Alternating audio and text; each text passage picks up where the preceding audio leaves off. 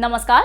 Live 24 पर आपके साथ मैं हूं शिवानी ठाकुर। लोकसभा चुनाव को लेकर प्रधानमंत्री नरेंद्र मोदी और बिहार के मुख्यमंत्री नीतीश कुमार के बीच 1-to-1 वाला अटैक शुरू हो चुका है।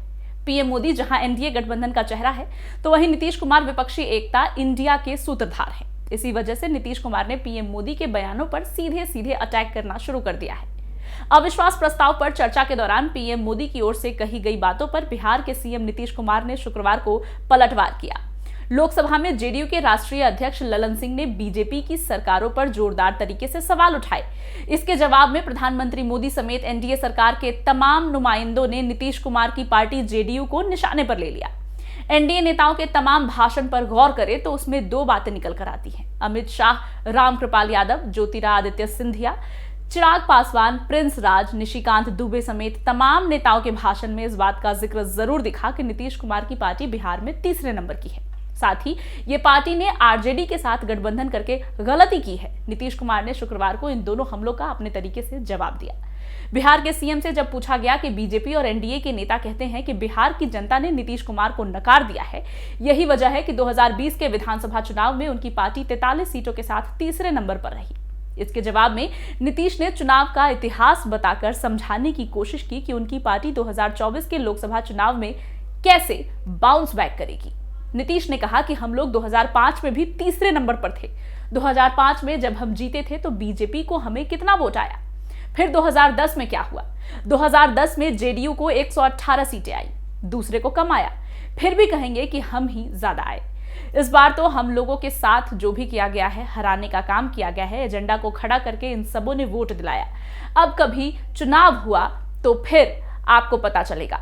जनता को मालूम नहीं है। हम इस बार मुख्यमंत्री नहीं बनना चाहते थे, हमने मना कर दिया था। 4 दिन 5 दिन वो लोग लगे रहे, फिर हम उन लोगों की बात मान लिए। नीतीश कुमार ने अपने बयान में ये तमाम बातें कही कि किस तरह से वो आगामी चुनाव में बाउंस बैक करेंगे। उन्होंने बताया कि वो मुख्यमंत्री बनना नहीं चाहते थे, लेकिन लगातार 2-3 दिन तक जब बात होती रही तो वो मुख्यमंत्री बनने के लिए मान गए।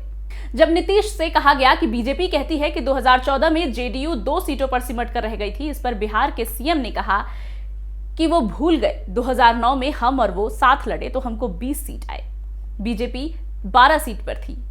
सारी बात बीजेपी भूल रही है। संसद में गृह मंत्री अमित शाह समेत तमाम नेताओं ने जेडीयू पर आरोप लगाया कि वो आरजेडी के साथ गलत गठबंधन में है।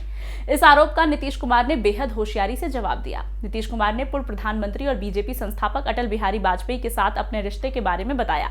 वो हमेशा की तरह बार बार श्रद्धेय अटल जी कहकर संबोधित करते दिखे। इसके साथ ही बताया कि 2005 में जब बिहार में एनडीए को बहुमत आया तो अटल बिहारी वाजपेयी ने ही कहा था कि उन्हें नीतीश कुमार ने आगे बढ़ाना है।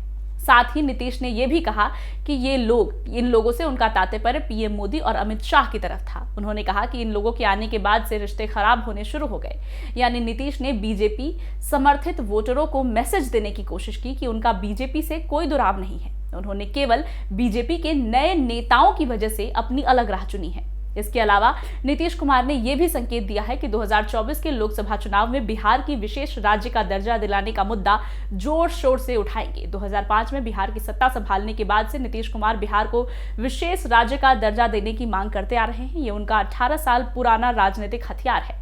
नीतीश ने अपने बयान से यह भी बताने की कोशिश की कि जब बीजेपी उनके साथ बिहार की सत्ता पर काबिज हुई थी तब विशेष राज्य का दर्जा उनकी भी डिमांड थी, लेकिन केंद्र में 9 साल नरेंद्र मोदी की सरकार चलने के बाद भी बिहार की मांग को पूरा नहीं किया गया है।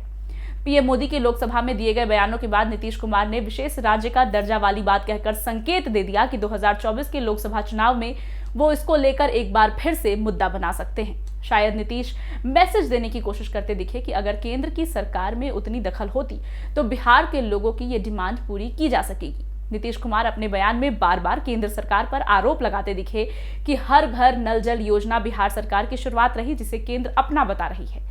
इसी तरह नीतीश कुछ और कार्यों का जिक्र कर केंद्र सरकार पर पलटवार करते दिखे। नीतीश कुमार के तमाम बयानों से एक बात तो साफ है कि वो 2024 के लोकसभा चुनाव में बीजेपी और पीएम मोदी पर सीधा अटैक करने की कहीं ना कहीं प्लानिंग कर रहे हैं और इसमें वो नहीं चूकेंगे। नीतीश हर मोर्चे पर जवाब देने के लिए प्लान बना चुके हैं। साथ ही अटल बिहारी वाजपेयी को सम्मान देकर घोर भाजपाई समर्थकों और मौजूदा नेतृत्व के कुछ मुद्दों पर नाराज चल रहे वोटरों को भी अपने पाले में करने का नीतीश दांव खेल रहे हैं।